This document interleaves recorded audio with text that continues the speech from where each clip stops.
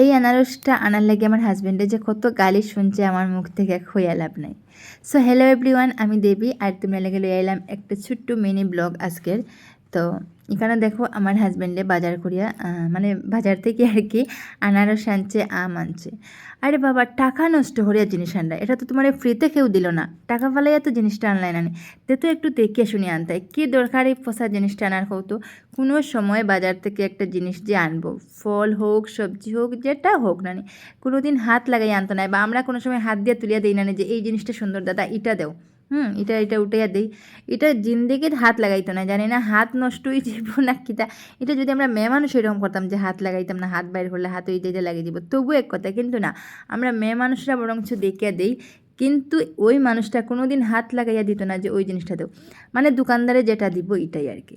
তো খেনেও তো বকবক করাম আমি, তোমরা রে কই আনারসটা ফসা লই আইছে।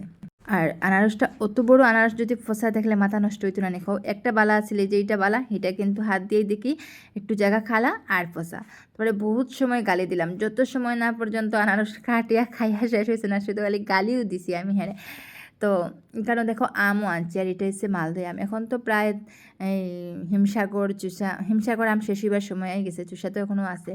তো যাই হোক, এখানেও আমি আনারসটা কাটিয়ে এলাম। দেখো কাটার পরে দেখলাম যে না, যতটা পচা ভাবছি ততটাও নয়। তবে আনারসটা যদি আজকে রাত্রে থাকতো তে কিন্তু বহুত জায়গা ফুসি গেল না। যখন আনছি নগদ নগদ খাটি লাইছি, যার কারণে অতটাও ফসা বাইর হয়েছে না।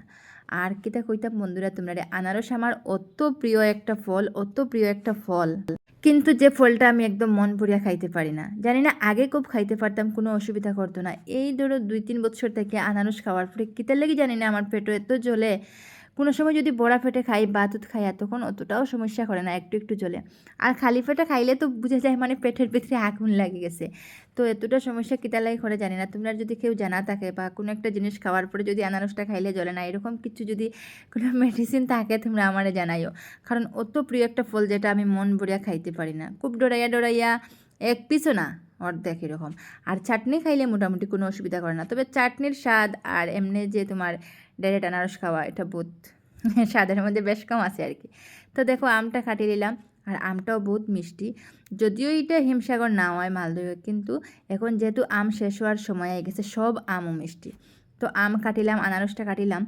আনারস যে কত মিষ্টি তোমরা কিতা হইতা, মানে অত মিষ্টিটা হয়তো লক্ষ্মীপুরের বা গারদের যেটা কোনো ভালো জায়গার আনারস খুব মিষ্টি আছিল। তো এই কারণে আমার হাজব্যান্ডে দিয়া কইলাম দেখো কেমন টেস্ট। আচ্ছা এটা কী ধরনের খাওয়া ভাই? আমি কইলাম এটা আবার কী ধরনের খাওয়া, কইয়া গালি দিলাম। তো আবার বেদাইয়ের মতো হাসে, দেখো গালি দিলেও হাসে এমনিও হাসে, মানে মাথা আরও নষ্ট করে, যখন রাগ উঠবো তখনও হাসে।